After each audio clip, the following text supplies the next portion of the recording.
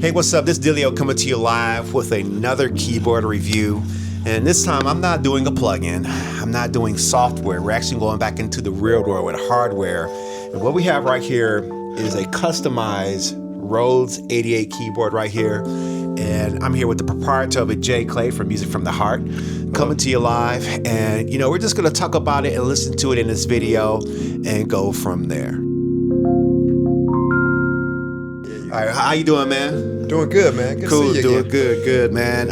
Yeah, we're here with this keyboard. I appreciate you allowing me to come through and check out one of the units from your collection, man. This is the Fender Rhodes 88. It has its own custom color. Is there like a name for this color? This is kind of like a custom copper finish. So how did you get your hands on this Rhodes, and is there a story behind it? Yeah, there actually is a story behind this. I got this 88 Fender Rhodes from a guy named Franklin Hughes.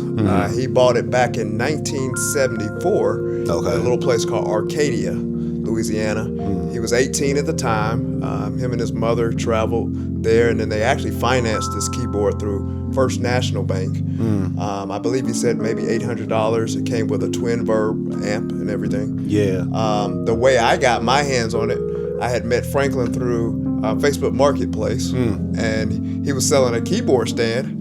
And then I was being nosy as I was looking around. I said, "Oh, what do you have in your garage?" You know? Yeah. And he showed me around, and then he said, "I want to show you something else." And so he had this custom Fender Rhodes in his house upstairs, had not been moved, and he had it for over 50 years. So I never thought that he would sell it to me. But looking back, I didn't know that relationship was going to eventually lead to me buying this from him a few months later.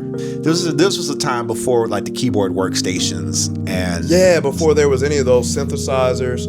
This is one of the first electric pianos they had out. The only other one was probably the Wurlitzer that had the same notoriety and popularity. Right. Yeah. So what year model is this?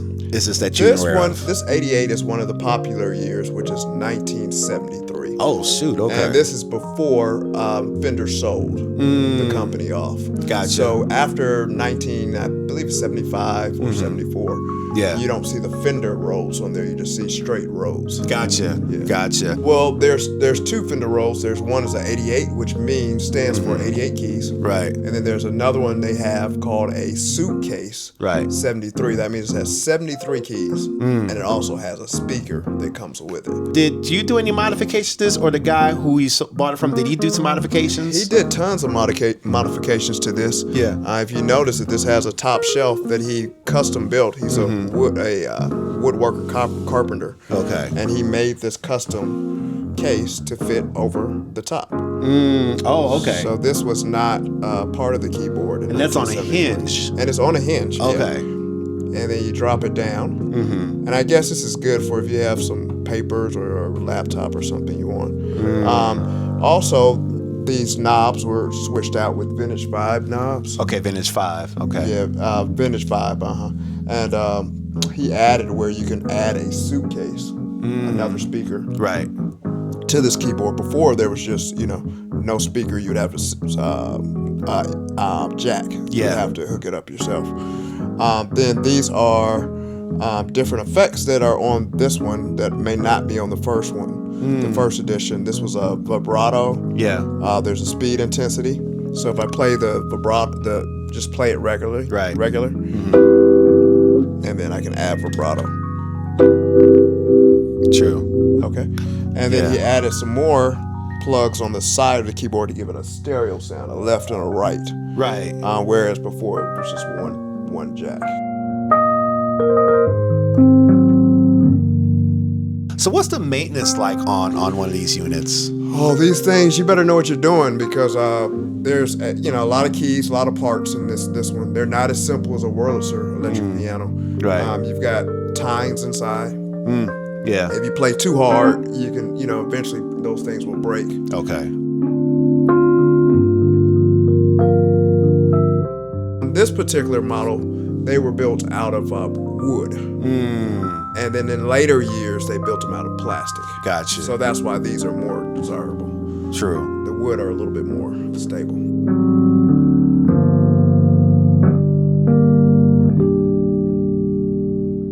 And so if anybody wants to buy one of these instead of like a vintage one, not like buy a new MK8 or want to buy an older one like this, what are some things they should pay attention to know before they try to make a purchase like that? Well, you need to look inside and you need to look at the tines and see if they're, in their good condition. Right. You're going to look for corrosion, any rust. Right. These things do not do well in humidity. You want to check out the electronics, the knobs. Those could be, old. The wires could be worn out. Wow. Not only that, but like say the action and key bed too can vary from Rhodes to Rhodes. Oh yeah, they're all different. Right. Each Rhodes has a different feel. The sound is similar, but you can tune these things to either have more of a bell sound like this one. Gotcha. Okay. Or more of a mellow sound, depending on what type of music you're playing. True that.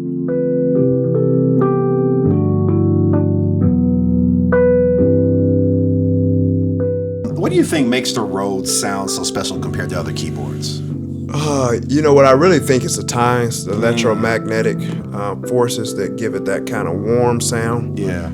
Also, it has the properties of a real acoustic piano, so you kind of feel the rhythmic rhythmic action through the hammers inside.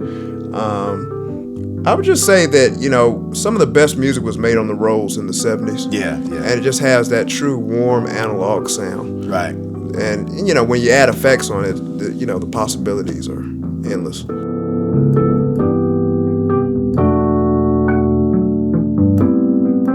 So what type of music do you think shines best on a Rhodes from your perspective? Oh, definitely R&B. Gotcha. Yeah. R&B.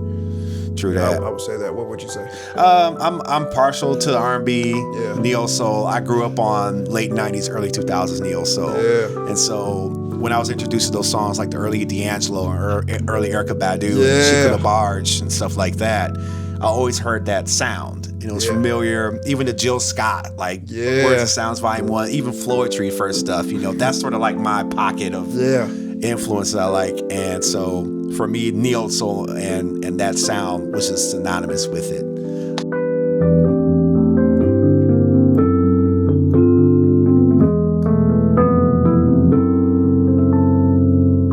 Who influenced your love for the Rhodes? I know we've talked in the past because we know each other in real life that you've collected the Rhodes. But what influenced your love for the Rhodes? Was it other musicians? Do you see it out on the scene? Yeah, other musicians. I know my first Rhodes I got from a keyboardist in Atlanta named Musiki Scales. Okay. And he had played with Roy Ayers and a lot of prominent people in town. Okay. And he would just tell me all the stories about him lugging this Rhodes around. That was the only instrument he would play. Yeah. And I said, this thing has to be special if somebody's just taking it everywhere. Yeah. But he had maybe 10 to 12 Fender Rhodes just, kind of sitting around. He sold me one, and then I just kind of fell in love with the instrument. Right. And then all the sounds from, my records that I listened to. Yeah. Like Miles Davis, Chick Corea. Yeah. Stevie Wonder. Those guys. I mean, their entire music is built around the Rhodes.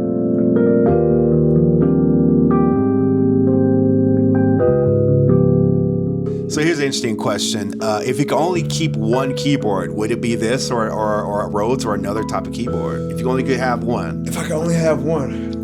You're talking about somebody with a lot of keyboards. Right, yeah. That's a hard question. That's a tough question. Yeah, I would go with the Rhodes. The Rhodes? Okay. Yeah.